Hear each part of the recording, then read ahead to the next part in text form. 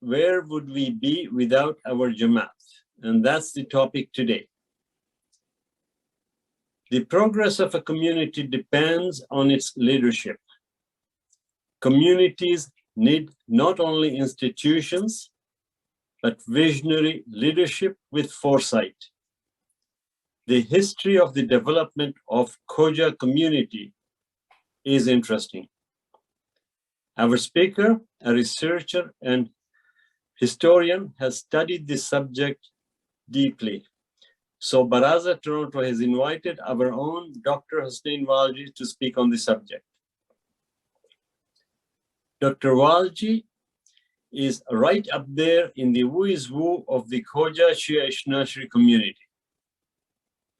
His achievements are numerous: an author, a historian, and a filmmaker, to name just a few.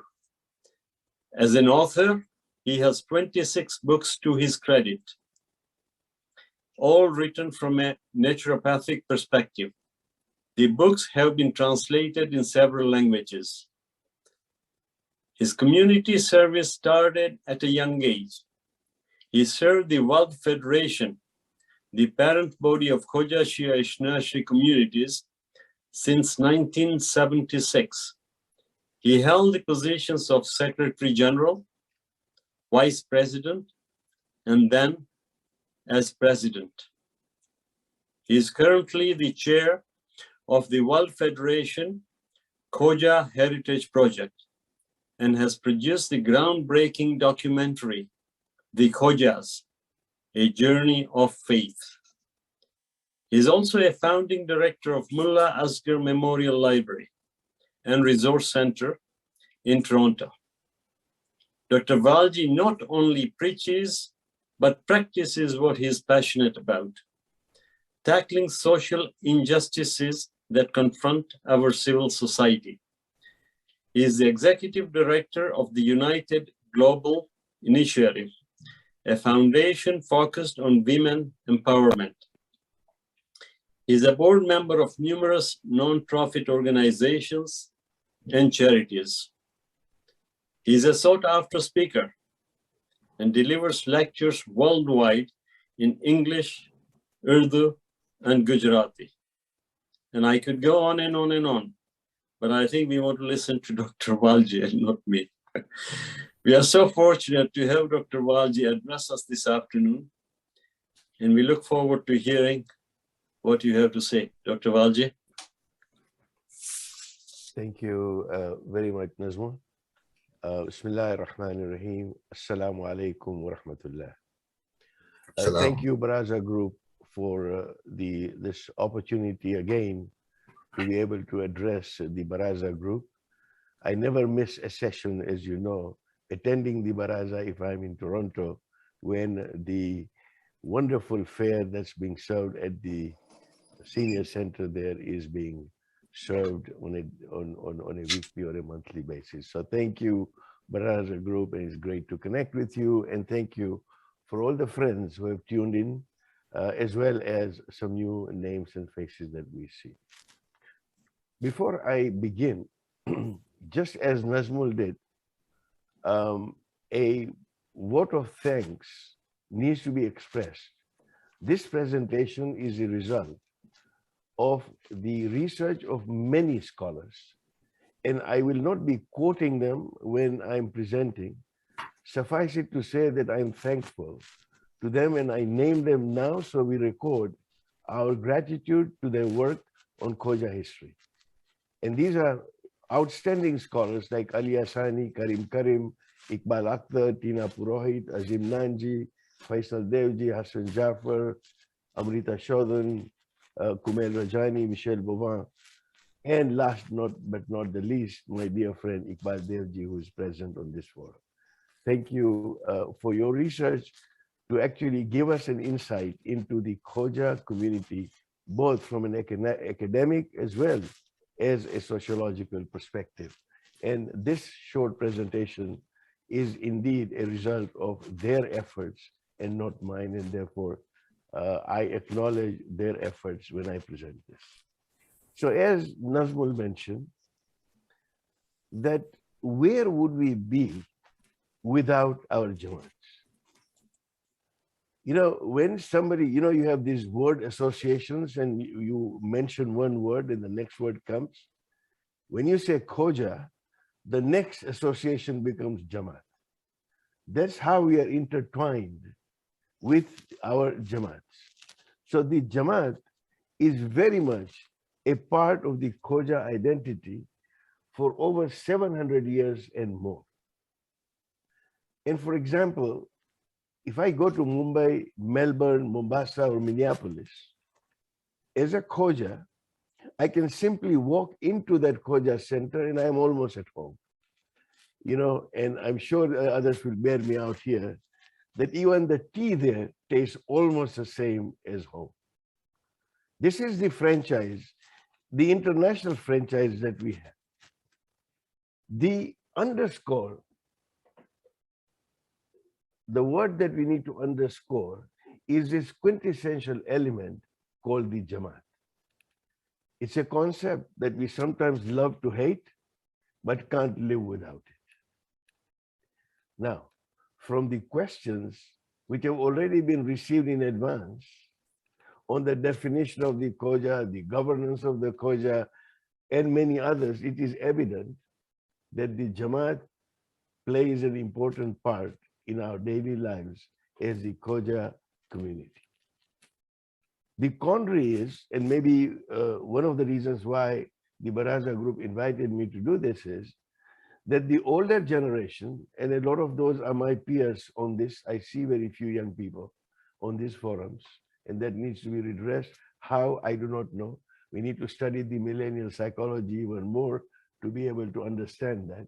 But the quandary is that the elder generations are concerned about the maintenance of the Jamaat culture, while the new generation are mostly apathetic or question the very mode and practice of the Jamaat. I will park it there, and maybe the questions and the discussions will shed some light on it. But let me say this, that we do not, or at least I do not have a micro approach to provide the way forward to this quandary. That there is not one, I believe, solution which is one size fits all. Either the region has its particular needs, the needs of Toronto are different from, say, Tanga. The Anglophone Jamaats operate differently from the Francophone Khoja Jamaats. So this is the quandary, and there is no one size fits all, and nor can a 45-minute presentation give us all the answers that we are looking for. The idea here is, as I say, this is Dawat al-Fikr. It is truly an invitation for us to ponder on our present state as we move on to the future. The objective of this presentation is to create awareness as to how it helped us to exist as a community. And perhaps as a next stage, we generate a robust discussion on the way forward. Many discussions have been done. The Better Group, for example, continuously discusses it. Our community meetings continually discuss this. And obviously, it's a matter of evolution, as I said before. There isn't a microwave approach that people sometimes expect. But coming back to the subject at hand, the Khoja Jamaat. This is more than a community. It's more than an association of like-minded individuals. And while part of the wider Muslim Ummah, the Jamaat is even wider in its breadth. Aptly capturing the ethos of especially the pre-colonial Khoja Jamaat of the Khoja community. Faisal Devji, an awesome scholar at Oxford, writes, and I have not found a better definition of the Khoja that Faisal has given. He says the Khojas are a Vaishnavite path, a Vaishnavite panth, a Sufi order, a traders guild, and a caste. I repeat, that we are a Vaishnavite panth, a Sufi order, a traders guild, and a caste. And these four elements have holistically come together to make the Khoja community what it is today. And it behooves us to really go back into history to understand the ethos and the very basis of our formation so that we can better understand how to move forward. Now, time does not allow me to delve into the semantics of caste or each one of the above as described by Faisal. But I'd like to address the first two, a Vaishnavit Panth, the path of the Vaishnav, the Hindu path, and a Sufi order, culminating in a syncretic belief called Satpanth, which is where our beginning of the formation of this community happens. And to properly understand the concept of the Jamaat, we really need to locate the Khojas within the broader framework of this syncretic Satpanthi tradition. Satpanth, by the way, means the true path. This is very evident in various aspects of early Khoja beliefs and practices. The idea of Satpanth and the reverence that the Khojas give to Pir Sadardin, who is widely accepted to be the Satpanthi Dai, who gave Khojas their name and the concept of the Jamaat. And some of you may be familiar with this history, but I will elaborate nonetheless, especially for some younger audiences. And you know, at my age, anybody under 60 is a younger audience. So here we go. I may, again, not be able to give you the pirate ships and the other adventures as my dear friend Iqbal Devji did in his session. So you'll have to bear with me as I need to take you back some 1500 to 2000 years in under 45 minutes. And I would like to, at the end of this session, ask the participants, our esteemed participants, the question, where would I be? The emphasis is on I. Where would I be without my Jamaat? To answer the collective question for all of us as to where would we be without our Jamaats? And that I'm looking forward to listen to many illustrious individuals of our community who are present on this presentation. Briefly, we will cover how did the Jamaat concepts come into being. This is not a new concept. It's over 1500 years old as part of the Gujarat Sampradaya system. Specifically, the Khoja Jamaat is just over 700 years old through Pir Sadardin. We look at the evolution through the British Raj and the arrival of the Aga Khan in the court cases. And then finally, the Khoja Western diaspora and their social network, the core building block of that until today, from the time of Pir Sadardin 700 years ago, happens to be that building block called the Jamaat, and that is why we're talking about the Jamaat today. I can do no better than quote Allama Iqbal when he said, "Fard Kayam Rabte Millat se hai, tanha kuch hi nahi, moj hai darya mein, birune darya kuch nahi." That a person exists due to the connection with their society, with their community. Alone, a person is nothing. Allama Iqbal says that moj darya mein hai, birune darya kuch hi nahi.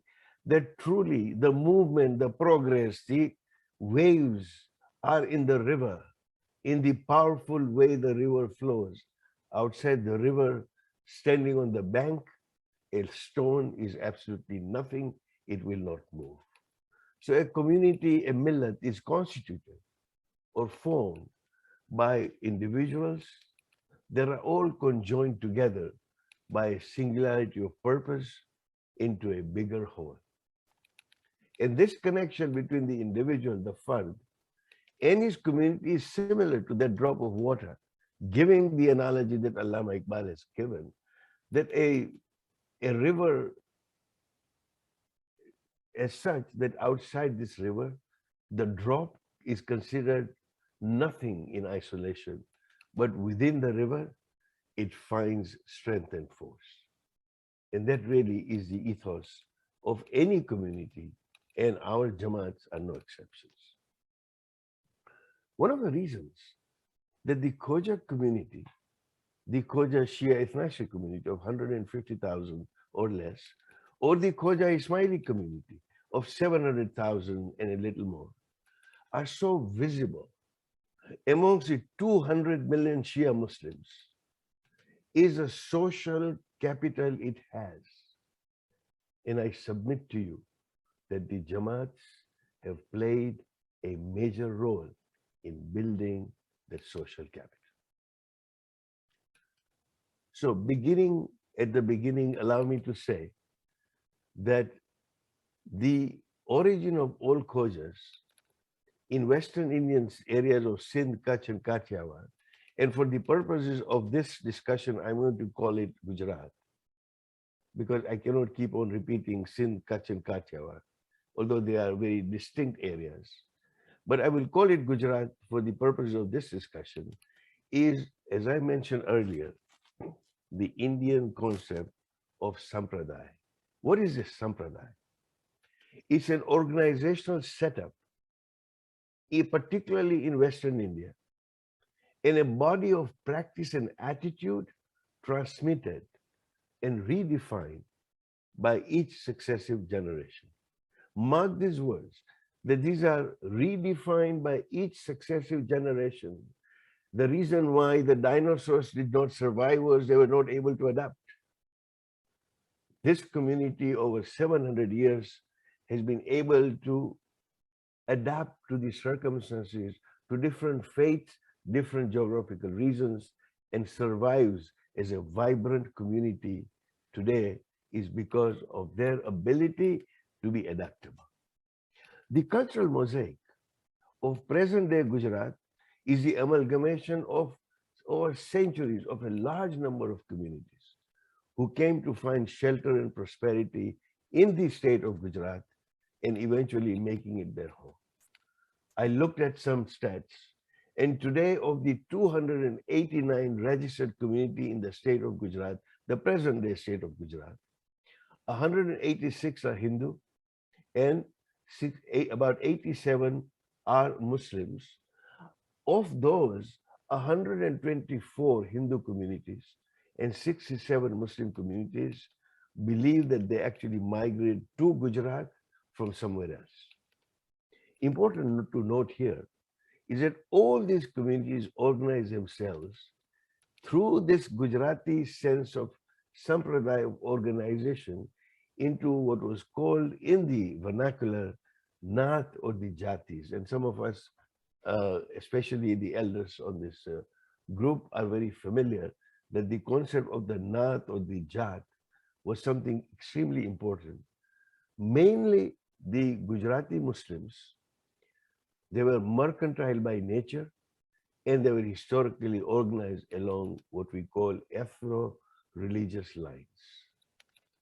Importantly, and this is one of the core building blocks, that these guilds were called Mahajan.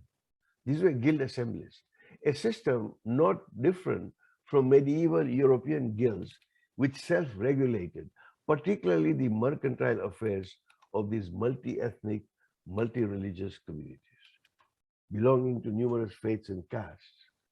They thrived in an inclusive climate with a degree of cultural and religious syncretism, in which Hindus and Jains, for example, dominated occupations such as moneylenders, shops, and brokers, whereas the Muslims and the Parsis largely dominated the sea shipping trade. And this led to religious interdependence, tolerance, assimilation, and community cohesion, ultimately becoming the hallmark of Gujarati society at that time. It continued, sadly, until the BJP and Modi came in and polluted the waters in the last couple of decades. This is what Gujarati society was. And this is how the Gujarati people operate almost in every continent of the world, with their attitude of adaptability, syncretism, and basically focusing on their mercantile activities. The fact that Gujaratis are good businessmen, including the Khojas, did not just emerge. It has been an evolution over centuries and millennia to be able to get those traits to be able to do what we do. The Jamaat names of several Muslim communities clearly indicate the transnational migration towards Gujarat. For example, you have the Atarwala Jamaat and the Banjara Jamaat and the Chunara Jamaat and the Dobi, the Ganchi, the Kachi, the Junaija, the Kadiya, and so on and so forth, including the Khoja, the Memons and the Mansuris. And there are at least, as I said, 87 different Muslim groups and castes that live in Gujarat today. And these include, in fact, the Sayyids of Gujarat, the Sindhi people who had come from Africa, and so on and so forth. And of course, you have the famous, the Boras and the Ismaili Khojas and the Ithnashri Khojas. Just a very quick word on Khoja origins, and I'm very mindful of the time, that the Khojas originally, as most of you may know, are from the Lohanas. But a lot of you may not be aware that these Lohanas did not originate from Sindh, Kutch, or Kathiawar. They actually originated from somewhere near the Khyber Pass, in the Shabad Jilla, in the famous Lohargarh fort. And it was there that the Lohanas ruled. And even today, near the Khyber Pass, there is a tribe called Ramda Potra, or the Raghuvanshi, who are the ancestors of the present-day Lohanas in Gujarat and elsewhere. And of course, the Khojas come from the Lohanas. From the 7th to the 11th century, they were in Afghanistan fighting the advent of Islam at that time. 11th century, they moved to Sindh province of what is today's Pakistan. Over 2 centuries, they actually provided frontline defense. These were warriors. That 13th century, the Lohana kingdom disintegrated and they migrated towards Kutch and Kathiawar. And they actually turned from soldiers out of necessity to become an Indian caste, traditionally occupied as landowners and merchants. Today we have 3 cultural groups: the Gujarati Lohanas, the Sindhi Lohanas, and the Kutchi Lohanas.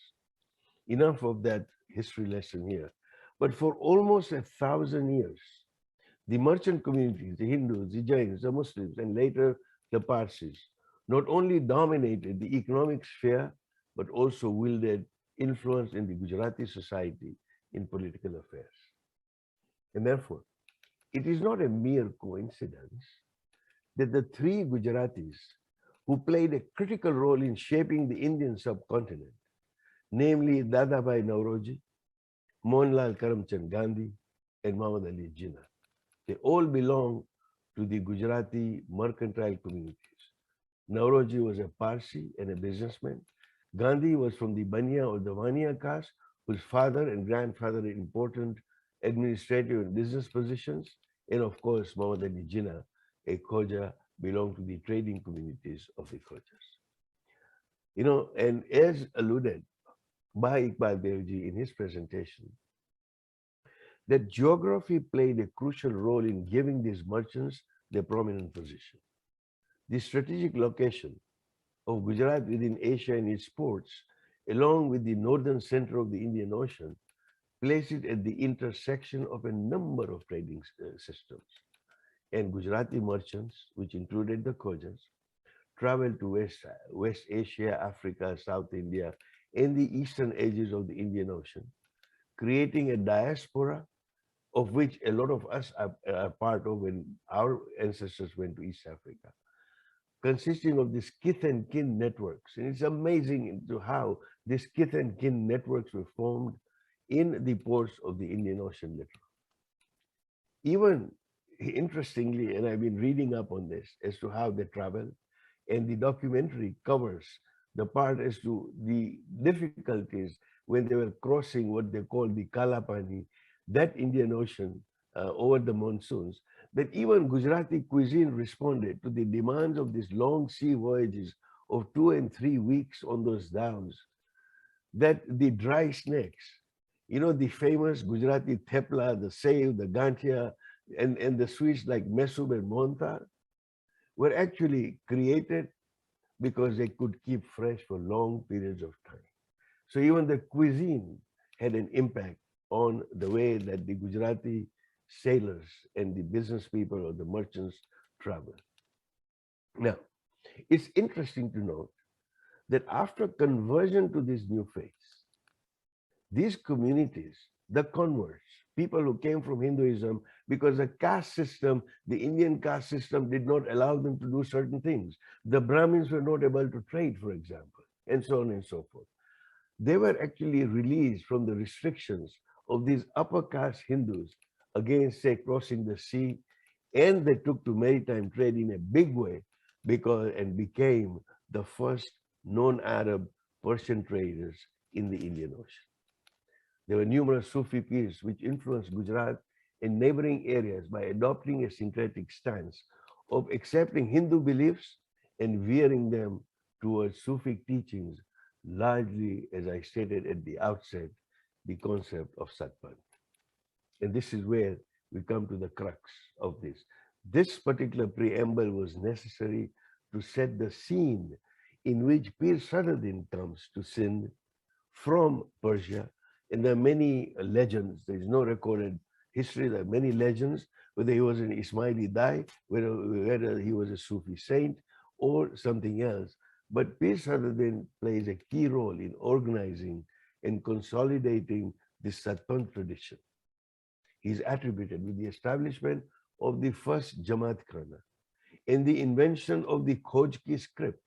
This was a secretive alphabet for recording religious texts and, even more importantly, keeping commercial accounts and secrets of the merchants. Upon their joining Satpant, Pir Sadardin is said to have given his disciples the title Khoja, a Persian term of which the Khoja is a phonetic corruption, to replace the original Lohana title of Thakur or Thakkar, meaning Lord or Master. You know, it was necessary that without a classification, it would be hard to be identified in the well-organized Gujarati society, which were identified by their trades, vocation, and their caste. So the Hindu Lohanas now became Satpanti Khwajas or the Satpanti Khojas. And the intent behind this new title was apparently to bestow a caste status on the followers, on his followers, so that now, since they could no longer belong to the Lohana community, they had to belong to some other community, because this was necessary in their social milieu, in which a caste identity was fundamental in defining status and societal relationships. You had to be placed somewhere within the Gujarati society. So, before the name of an individual, for example, the title Khwaja or the title Thakur served to indicate simultaneously the occupation, like a merchant, as well as their religious identities. So the very name would tell you where the person was coming from. And this fitted in with the Naat and the Jat concept, and the Arabic term Jamaat came into regular currency. I muse and I reflect that I wonder if we would be talking about Jamaats if Pir Sadardin had not conceptualized this almost 7 centuries ago. And we owe a debt of gratitude to Pir Sadardin to have crystallized us as such. To recap, Sadardin had a legacy of community building. He was reputed to have organized large assemblies of Khoja in Sindh, Kutch, and Kathiawar. He created a community bond and a fraternal bond. The isolated followers came closer to their co-religionists, and the communal bond, the Jamaat, is present today as a living force in the Khoja world. The Jamaat Khana became a place of worship in the Indian languages, tinctured with Quranic verses, and I don't have time to go into the Ginan literature and so on and so forth, perhaps another time, but there's a rich literature of Ginans which are full of ethical values, combining Hindu and Muslim ideas, which is what Satpant was. He even appointed wakils to manage and collect religious dues. And now This became an evolving identity like other Muslims, the Memons, the Kanbis, and all those as Satpanthis. They were neither Shia, nor Sunni, nor Seveners, nor Twelvers. The Pirs had given them a Satpanthi worldview, and the Ginans gave them a lineage. For example, within the Ginan literature, Imam Ali al-Islam is portrayed as Vishnu, the Blessed Prophet is portrayed as Brahma, and the Naklanki Avatar, the one to come, is related to the Messiah or the Mahdi in our parlance. And this is how the syncretic path evolves. And I come to this particular point that most Gujarati speaking, Hindu or Muslim or otherwise, had a unique custom. It was called Jamaat Bandi, literally meaning communal solidarity. As an expression of communal solidarity, it was designed to regulate the affairs of the community and apply sanctions against any infractions of the communal code. It was very strict then. Almost all the main Gujarati communities, such as the Khoja, the Bohra, the Chipa, the Sunni Bohra, the Dawoodi Bohra, the Khojas, the Ismailis, all had caste association, which were known again as Jamaats. And the social organization at the Jamaat Bandi level varied from community to community. And in some communities, the Jamaat simply ran a mosque and attached maybe a rest house or sometimes a madrasa. Some larger communities developed, such as the Khoja and the Memon, and they developed elaborate and highly formalized systems with written and registered constitutions now. And their organizations own large properties, undertake housing projects, schools, dispensaries, and so on and so forth. Today, invariably, these Jamaats have evolved, as I said before, adapting to different locations.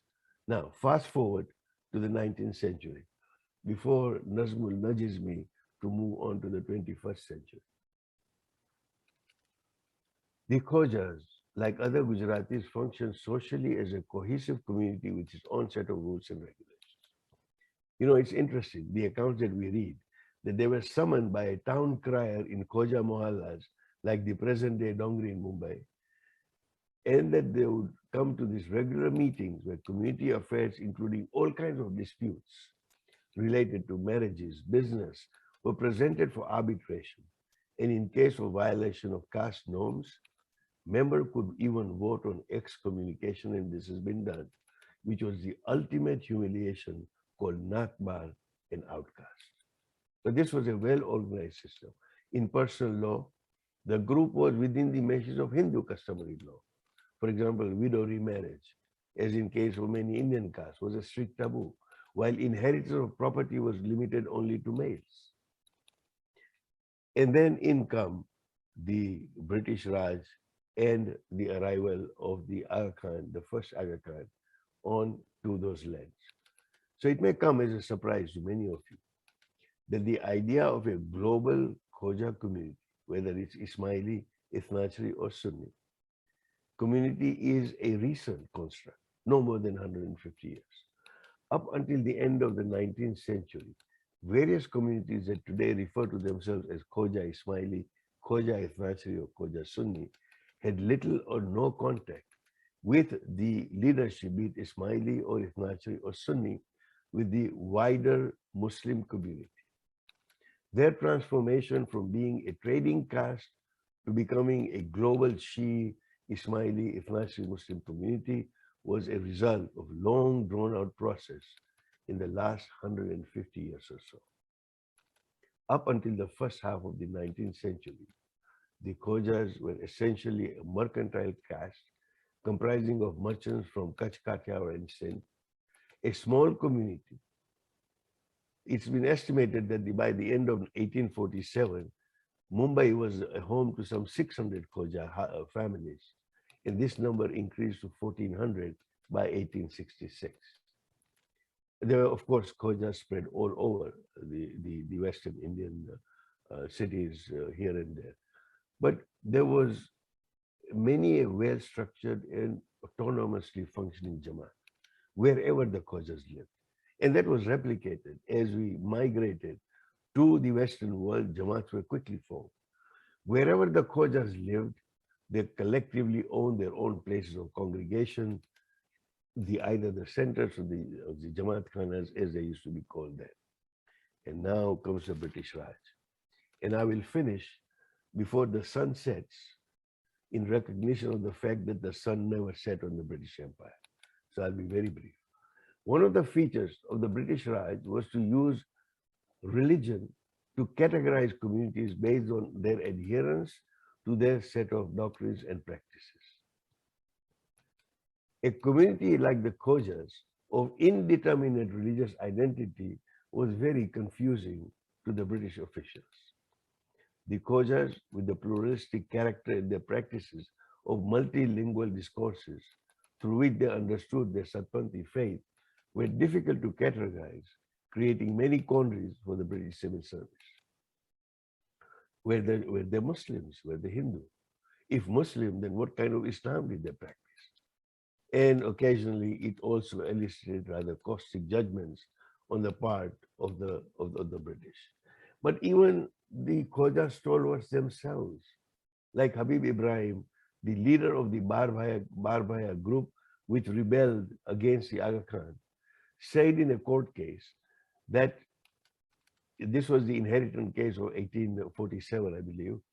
He declared to the British judge that some say we are Sunnis, some say we are Shias, but our religion is a separate religion. And Aga Khan is esteemed as a great man amongst us. Two sets of factors triggered the series of changes which led to the Khojas redefining themselves to better fit the new and the more narrowly defined categories of identity that the British wished for us, because we were part of the colony. So we say, yes, sir, 3 bags full, sir. If you want us to categorize, so we will. The first set of factors was external, and the establishment of the British colonial rule systematically institutionalized India into a nation of discrete and distinct communities defined along religious lines through various bureaucratic practices, the typical British divide and rule practice. A second sector of factors that was responsible for the reorientation of the Khoja identity related to the developments which were internal to the Khojas. Specifically, this was the consequence of the move in around 1841 of Hassan Ali Shah, Aga Khan I to India. Historically, when it came to conducting their internal affairs, to date, the Khojas had been autonomous and were quite adept at self-governance. For instance, the managing of caste property in India, the Jamaat Khanas were the responsibility of a group of people, a kind of council of elders. They were called the Justis. In addition to the Justi, we had the elected Mukhi, the chief, and the Kamaria, who was the secretary treasurer, as we probably would know it now. Until very recently, a lot of Khoja Jamaat, both Ithnaisri and Ismaili, still have the titles of Mukhi, Kamaria, and Waras. This goes back to those days. With the arrival of the Aga Khan, sorry, not 1841, but 1844, in keeping with the traditional Shia religious law, he championed a change in 1847, supporting, for example, a daughter's right to inherit a share in her father's property, rather than the traditional Khoja practice, which did not allow daughters to inherit. At the same time, he began to assert greater control over the communally owned Khoja properties, a move that upset the upper echelons of Khoja hierarchy. And resenting his authority, some members of the Khoja elite challenged this control, and subsequently certain divisions appeared. And it's not the remit of this to actually discuss those, but there were further strife between the follower of the Aga Khan and his opponents, which culminated in the famous Aga Khan case of 1866, which the Bombay High Court, may I say presumptuously, undertook to define Khoja identity. In a lengthy and landmark judgment, Justice Arnold, the judge, opined that the Khojas are a sect of people whose ancestors were Hindu in origin, which was converted to and has throughout abided in the faith of Shia Imami Ismailis, which has always been and still is bound by ties of spiritual allegiance to the hereditary Imam of the Ismailis. Nothing could be further from the truth. Yes, the transition was that there was a group of Khojas who actually became followers and the paid allegiance to the hereditary Imam of the Ismailis, but it was not always so. This then became the process of crystallizing the Khoja identities. Allow me to say that the process of identity transformation has been a subject of various scholarships and is not the focus of this subject. However, I take this opportunity to humbly submit that the narrative that the identity transformation was linear from Satpan to Ismaili to Ithnaisri and Sunni seemed to be ungrounded in light of the research and the records by a lot of scholars.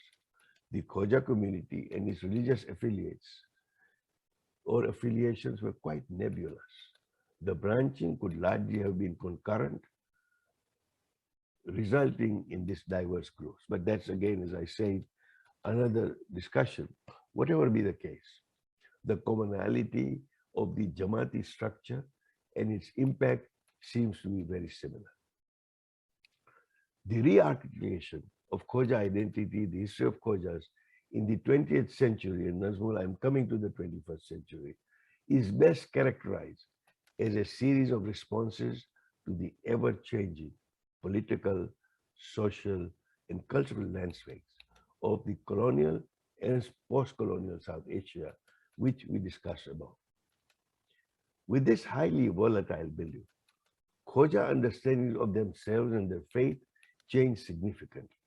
The plurality of religious frameworks, which they were traditionally used to express their multivalent identity, became increasingly difficult to sustain in the face of modernity and the polarizing forces of the wider religious affiliations, because now the Khojas were connected to the wider Muslim society and the leadership therein.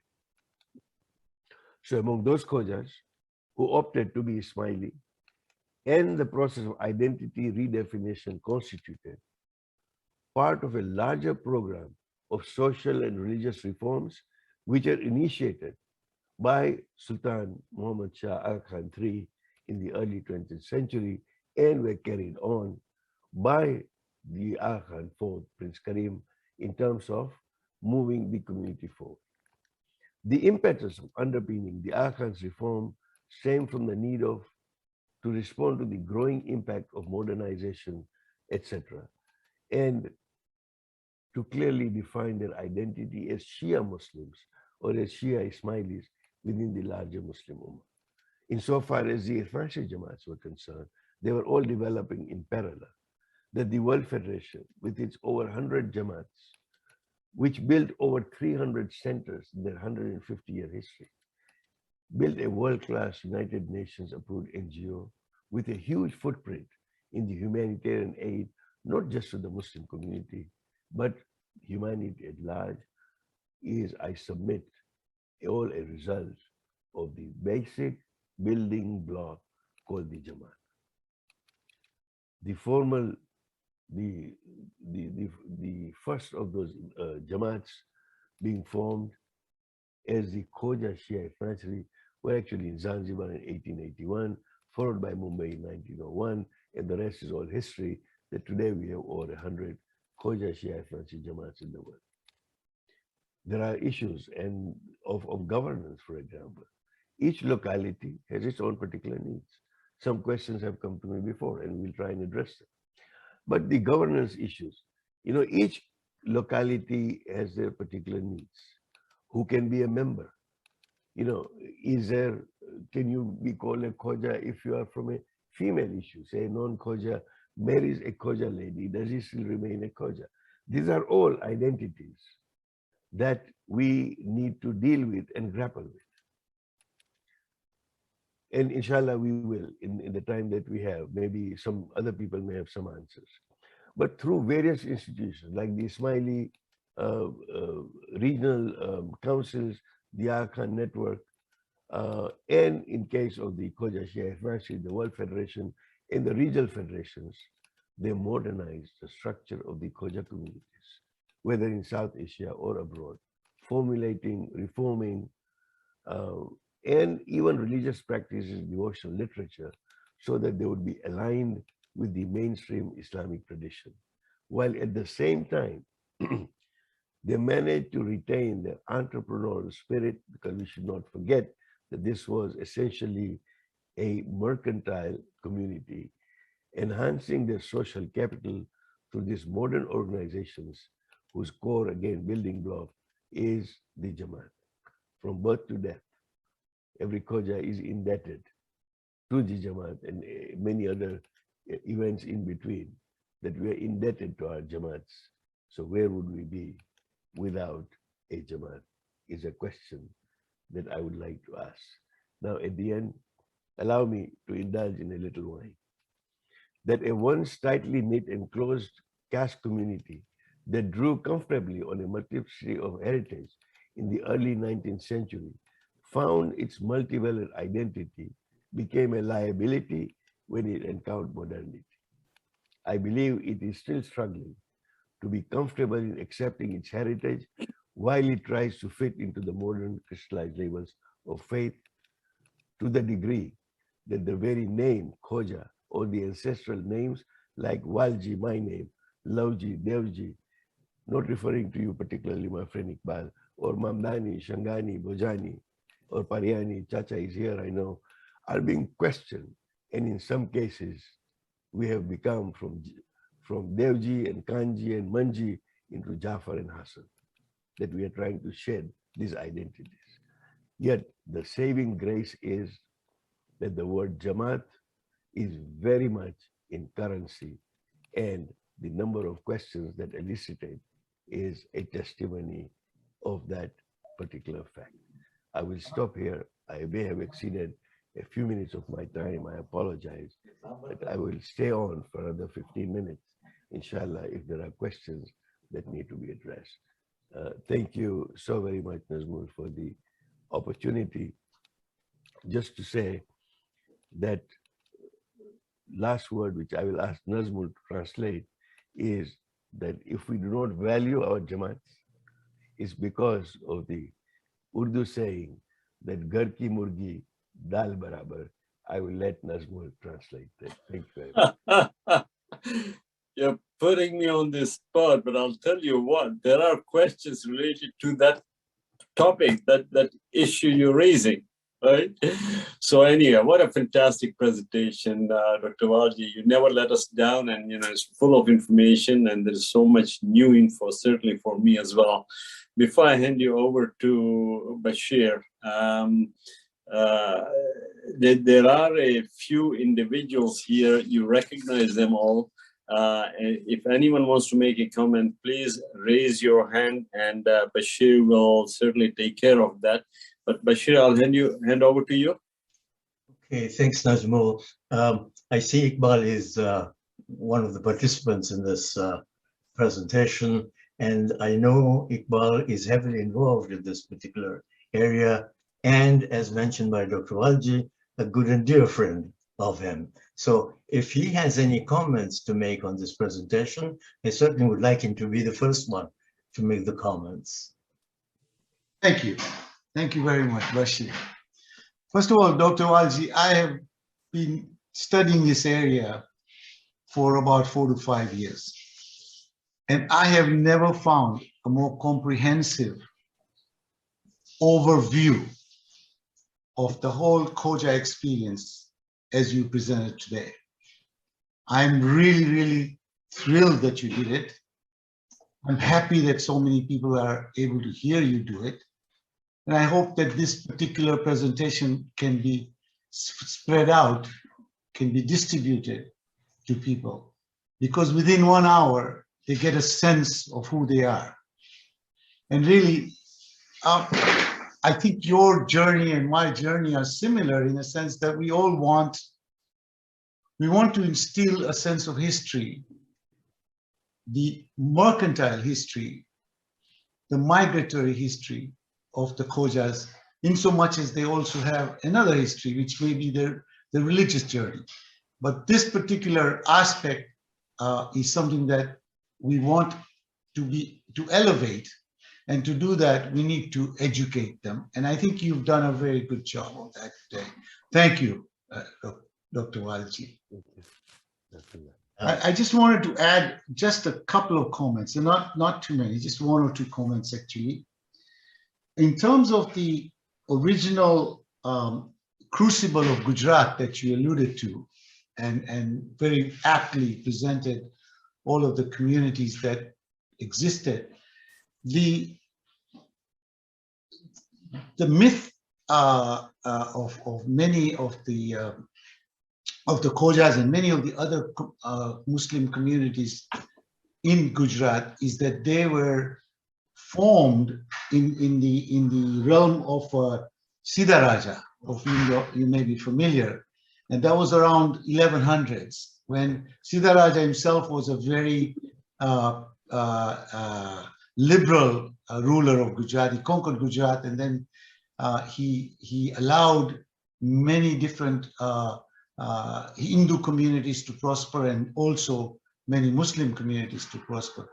So the proto-Khojas, if you like, who were combined at the time with in identity with the Bohras. In a sense, both of them were known as sort of like the proto-Ismaili communities of the time. And they were the ones who they picked up their idea of what should I say, multiracial, multicultural, multi-religious adaptability from 1100 actually, you know, as early as that, from what I've read. And the other thing that I wanted to point out was that in this, there's two authors, if people are interested in that aspect of it.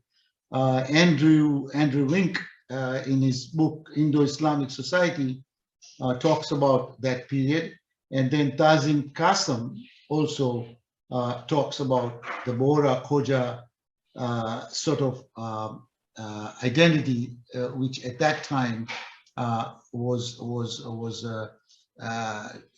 created, if you like.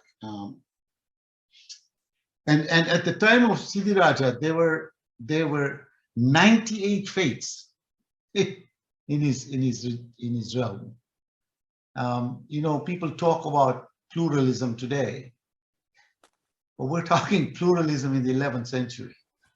And we're talking pluralism in Gujarat, and we're talking pluralism which allowed the Khojas to actually incubate. I also wanted to comment on the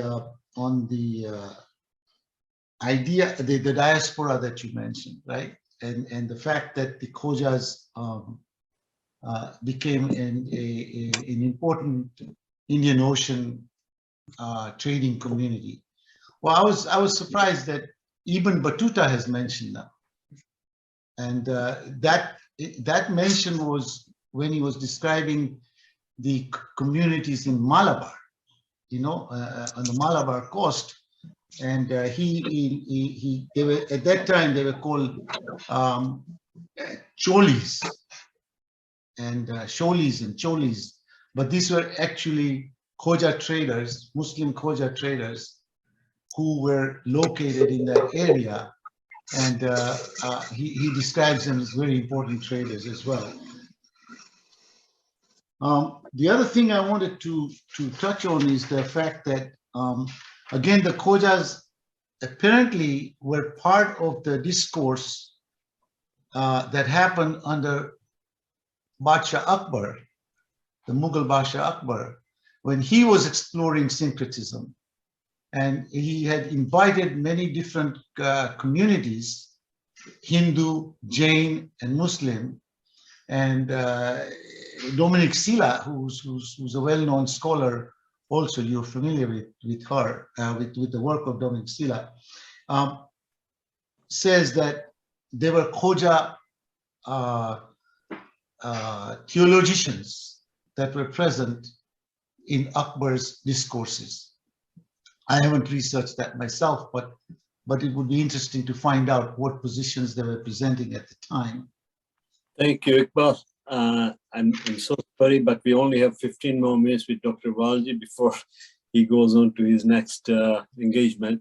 But your contributions too are very, very welcome, valuable, and of course, for the audience, Iqbal Devji did a presentation to us about, I think, 6 weeks back, and his recording is on the YouTube channel under Baraza Toronto. You'll get lots of information on this subject there. Bashir, back to you. Sorry about the interruption. Presumably, Dr. Walji doesn't want to comment on the comments. So I would carry on with some of the questions that have been asked. There are a few, and maybe perhaps later on you might want to do that. Sorry, Bashir Bhai, when the sun has come out, there's no need for a candle.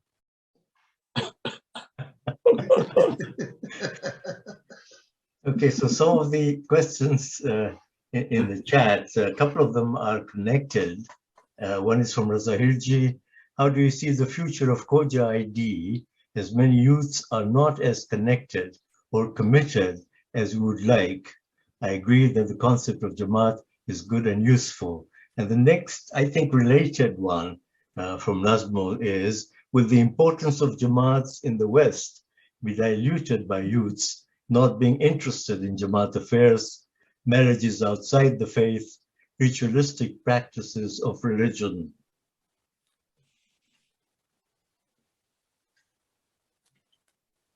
Sorry, I'm just trying to digest the Nazmul's comment. Oh my God. It was an observation or a comment. But let me just say this. As I said before, to sit here and to pontificate and give you a micro approach to say what can we do to solve these problems about the youth would be very presumptuous of me. I am a historian, or at least I try to be one. This is the work of social scientists, for them to study communities correctly and come out with some plausible answers. The psychology of the millennials, as I mentioned before, the psychology of the upcoming generations, number one.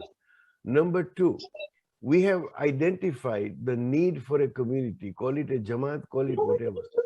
The idea of also an ancestral identity is important because all people would like to know where they came from. If we can keep these things alive in the minds of the next generation, it is they themselves, as we did in our time, adapt their lifestyles based on their needs, on their aspirations. And I think for baby boomers like us to in fact pontificate on the next generation, I personally believe is being presumptuous. Now, I'm not trying to sidestep the question.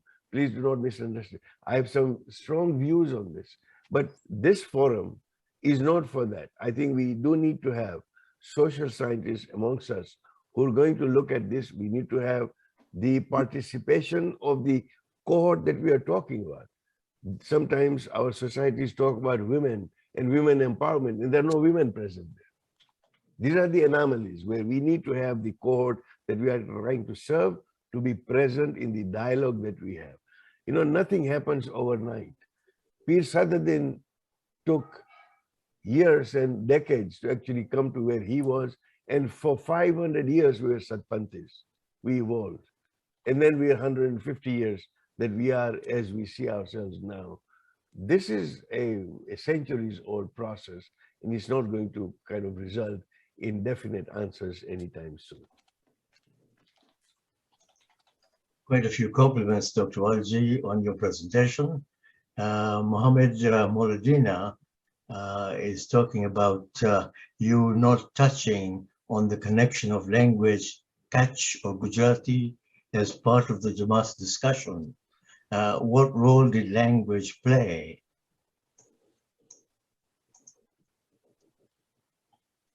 That is, again, a question that requires not just one, but several sessions. But without question, the vernacular, be it Sindhi, be it Gujarati, be it Kutchi, played a critical role for, and as with any other society. The question may be alluding, again, on the basis that does Gujarati have a future in modern Khoja society? And do we need to be concerned about that?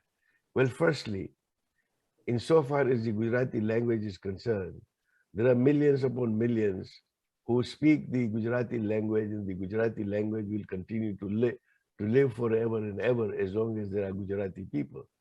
The loss is ours as a community, particularly the community settled in the West, that by losing the language, we're losing a lot of culture, a lot of literature, a lot of good ethical ideas that come through to us but through language. I just gave one, which was Urdu, but that could be said of Gujarati, that when you say ghar ki murgi dal barabar, you know, if those who understand the language will understand the entire ethos of what I am saying. Now, if I were to translate that into English and say that the homemade chicken is better, the homemade chicken is not as good as dal made outside, will make no sense whatsoever to a generation that doesn't understand Gujarati or Urdu or any other language. And therefore, the richness of that language is necessary.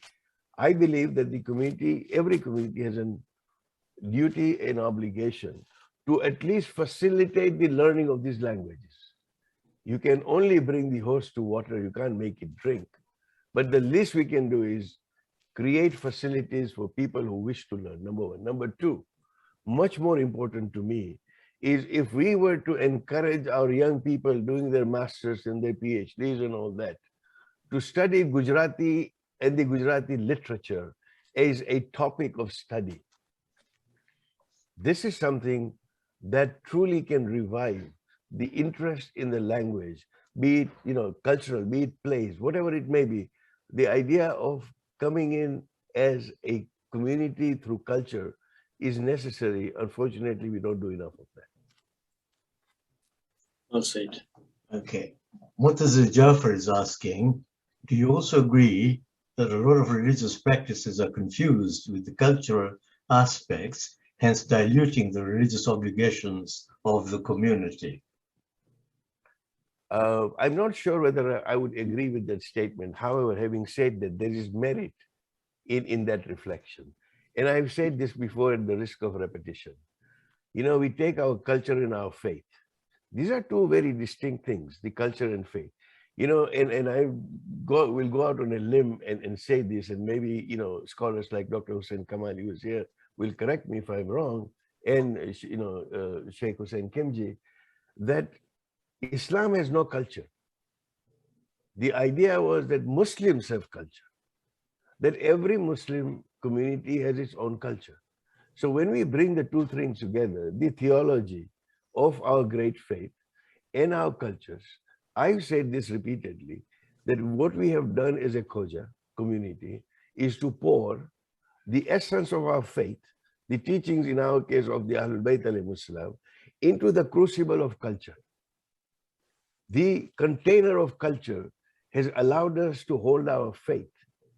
Had there been no jamaat, had there been no crucible of that culture, the Khoja culture, it may have been a little difficult to actually pour our faith into a vessel, because if there is no vessel, you pour something in, you lose it. And therefore, the relationship between culture and religion is one where culture is a container, the essence of that is faith, and a receptacle without any essence is useless, and essence without a culture will just get poured out. So I do believe that yes, there are challenges, and if we have our thinking correct, that any part of culture that deviates from the basis of our theology needs to be questioned. But where there isn't a contradiction, or it does not contradict with the theology, then that culture is perfectly okay. In most of the cases, I have seen that our culture does not really inhibit. It's in our mind sometimes, and sometimes we are, you know, spoon-fed on this to say, leave your cultural law aside, leave your, you know, your Khoja identity aside. This is not something that Islam recommends. I totally disagree with that.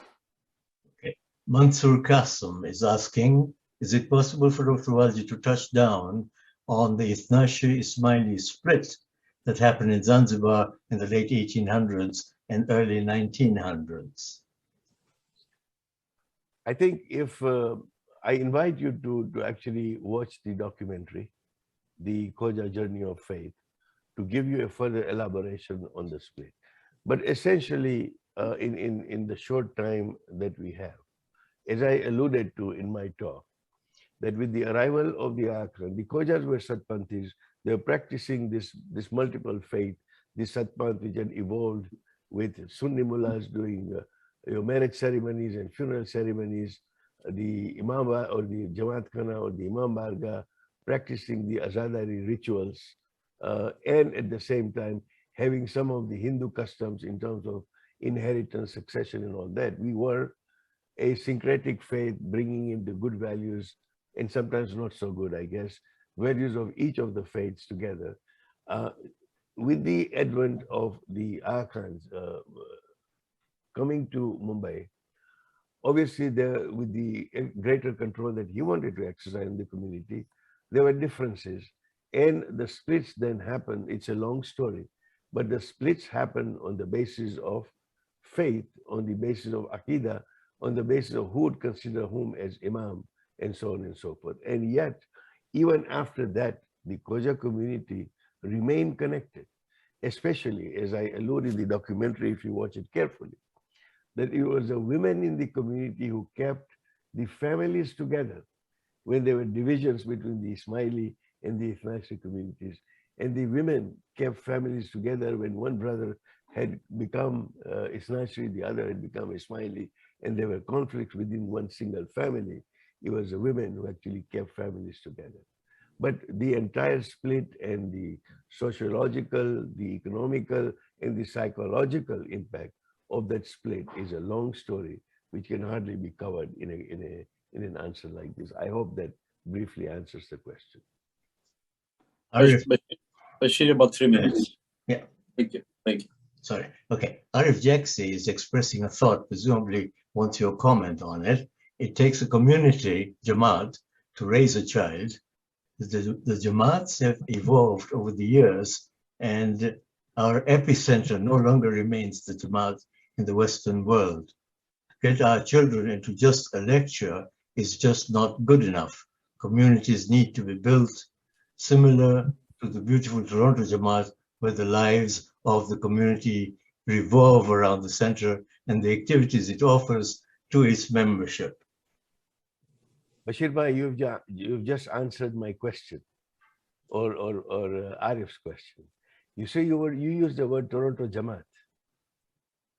So if Toronto as a Jamaat can do what it has done, and kudos to the Toronto Jamaat for providing a holistic experience, that you walk into that center in the morning and you see yoga being practiced and people walking around and children coming to learn Quran and elders, exercising. I mean, this is an entire center, but it still revolves, Arif, like the basis of a Jamaat. So it is not the Jamaat, but the redefinition of the activities within a Jamaat, and invariably the Jamaat is connected to the center as we know it, both in terms of the Imam Barga for the Shia Ithnasis and the Jamaat Khana in case of the Shia Ismailis, for example. The Jamaat actually becomes a center which is now running the affairs of that center. And I believe that Toronto example and others can be replicated in any part of North America and also elsewhere. With the globalization, the distinctions between India, Pakistan, UK, and North America are becoming smaller and smaller. And we may come up with a good model where it is not just about lectures, it is not just about Muharram and Ramzan programs, but it actually becomes a center. There was a time that I wrote an article when we said, let your Islamic center become the center of your life. And that is where community development comes in. And this is why I say that we need young social scientists to study us and perhaps propose new ways of being able to do something. And one last comment on the chats. Perhaps later on we could take other comments. Dr. Barkat Charania, past 3 centuries have been of industrial revolution. which is now followed by science as major force. While language is important to continue and pass on culture, you must learn language of science, which is English. So since culture does not provide food, we need to be very good in other languages of science. Community is always important because human being is a social animal. Well said, Dr. Charania. I couldn't add anything more to that to make it more perfect. Bashir, Yeah, I know sorry. Chacha has been trying very hard to. Only if you, Chacha, if you can do it in 60 seconds or 30 seconds, we would appreciate that. Dr. Walji has another appointment to go to. My 60 seconds means 2 minutes. No. I have the controls, Chacha. Listen, I know you have the control. Listen to me. Yes, Chacha. As far as the jamaats are concerned, my real concern about the Khoja. For example, the Toronto Jamaat, the Islamic Shia Asnashiri Jamaat. I don't see anything wrong in putting the Khoja Islamic Shia Asnashiri Jamaat. Putting the Khoja names is not because of discrimination or discriminating or not allowing non-Khoja to become members, but as a historical identity, that it is really started by the Khojas, built by the Khojas, paid by the Khojas, and historically we should have our name to be there. What's wrong with that? If a Sayyid can have his name, why the Khoja can't have his name? So there is a Sayyid and there is a Pandit. I don't see anything wrong in it. Wonderful. That's only my humble request. You see, that all our Khoja Jamaat, they can allow non-Khojas to become members, but at the same time, the Khoja name of the Jamaat should be there. Thank you, Chacha. Thank you. Bashir. Okay, Dr. Walji, do you want to make a quick comment? I know it's almost 3:15. Yeah, in light of the fact that, I have to run, but, that's exactly what the World Federation did, what the Chacha is suggesting. The World Federation's title is the World Federation of Khoja Shia Ifrashi Muslim Communities. The membership is open to all. He was to suggest that this was formed by the Khojas. So I do concur with what our elder Chacha Pariani has said, that we need to sometimes rethink. Now, history is history. A name has been given, a name has been dropped. Sometimes we may not be able to redo it. But when we take these actions, we need to take into consideration a lot of things as we do. And generally, I do concur with Chacha Pariani on what he has said. Now, to add something on the definition of the Khojas and the issue of membership, a question that comes around a lot, that historically, in the Khoja community and universally, a person retains his or her ethnic identity from a paternal lineage, where the father is of the same ethnic origin, but the mother is not. And this is something universal. So accordingly, a person's father is or was a Khoja, and a mother non-Khoja is defined as a Khoja. Conversely, generally, such a person is not a Khoja if his or her father was a non-Khoja and the mother was a Khoja.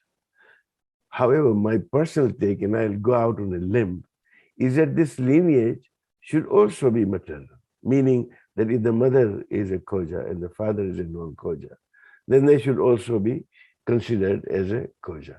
Therefore, the eligibility for membership can be interpreted accordingly, where a membership is restricted to persons of Khoja origin only.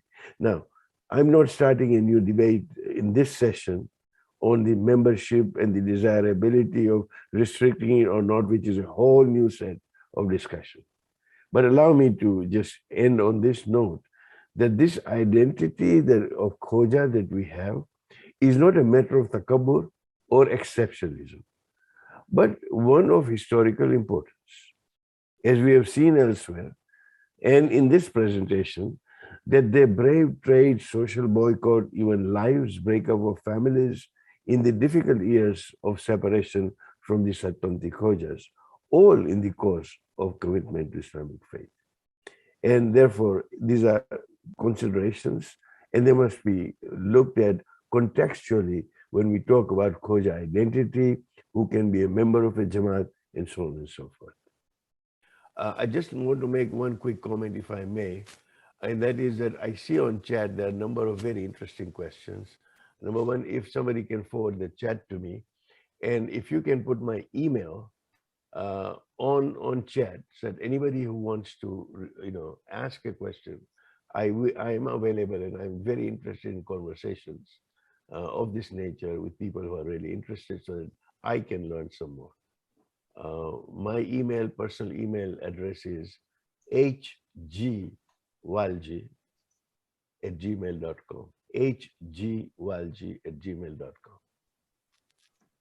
Over to you, Nazmul, for your concluding remarks.